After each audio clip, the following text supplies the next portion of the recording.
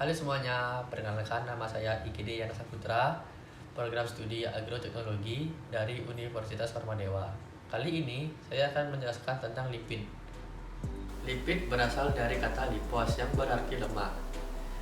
Secara definisi, lemak adalah senyawa organik yang terdapat di alam dan sukar terlarut dalam air, tetapi mudah terlarut dalam senyawa organik, misalnya hidrokarbon atau ether.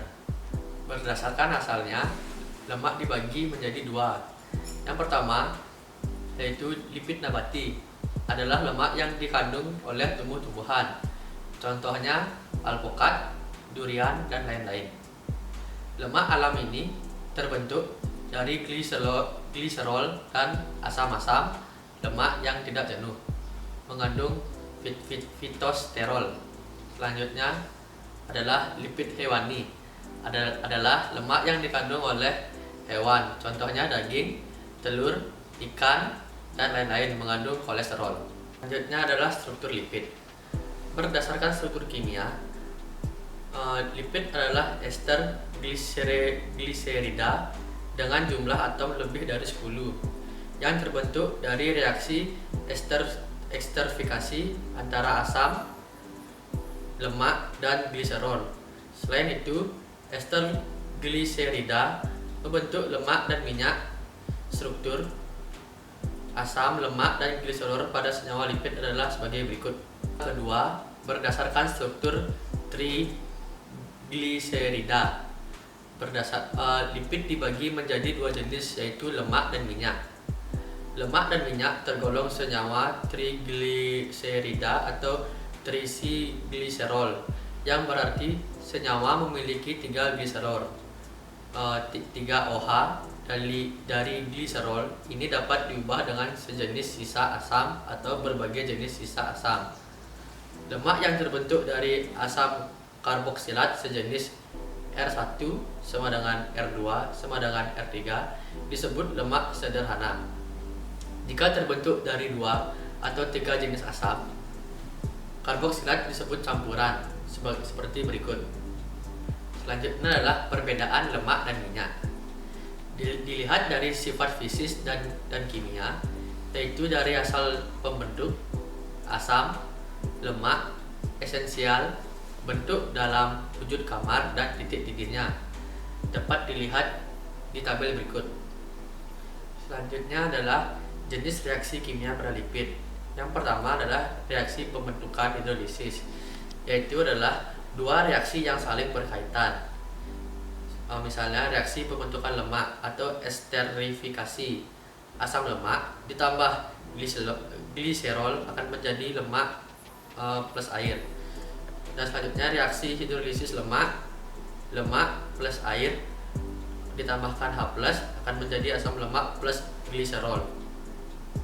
Contoh dari reaksi pembentukan lipid dan reaksi hidrolisis lipid adalah pembentukan gliseril, tripalmitin, dan pembuatan gliserol, dan pembuatan laurolinolenat.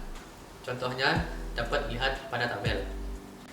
Reaksi saponifikasi atau penyabunan adalah campuran lemak dan basa kuat yang menghasilkan sabun, dalam kurung garam lemak dengan gliserol.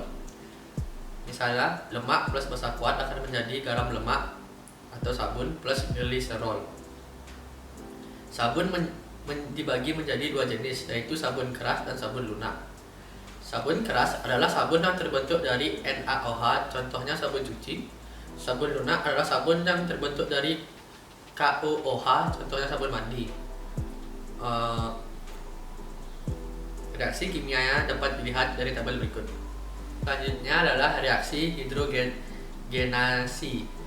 Reaksi hidrogenasi adalah reaksi penjenuhan lemak yang mengubah wujud lemak menjadi bentuk padat. Reaksi kimianya dapat dilihat pada tabel di bawah. Reaksi turunan lipid memiliki dua reaksi, yaitu yang pertama adalah fosfolipid, adalah turunan lipid yang gugus hidroksi pada gliserolnya diganti dengan asam karboksilat dan asam fosfat, yang bersifat amfifilik yang memiliki gugus kepala fosfat dan gugus ekor lipid yang bersifat hidrofil yaitu sistem fluid yang fase pendispersinya suka menarik medium pendispersinya.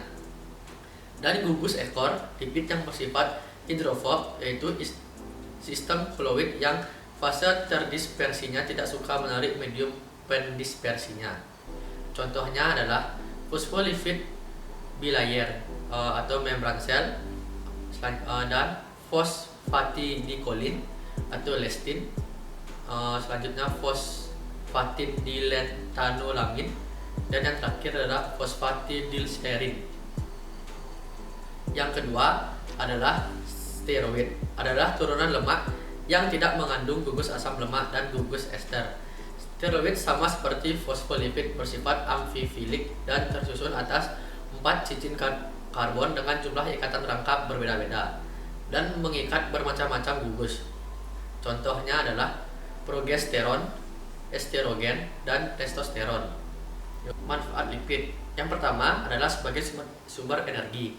Lipid merupakan contoh bentuk penyimpanan energi yang paling efektif dalam tubuh makhluk hidup. Lipid memberikan energi sekitar 2 kali lebih besar dibandingkan protein dan karbohidrat. Yang kedua adalah insulasi termal atau panas. Mamalia mempunyai lapisan lipid di bawah kulitnya yang berfungsi sebagai insulasi termal. Contohnya pada ikan paus dan anjing laut yang hidup di laut dingin. Yang ketiga adalah sebagai pelindung organ tubuh. Beberapa organ penting yang bersifat lembut seperti ginjal dilindungi oleh lapisan lemak.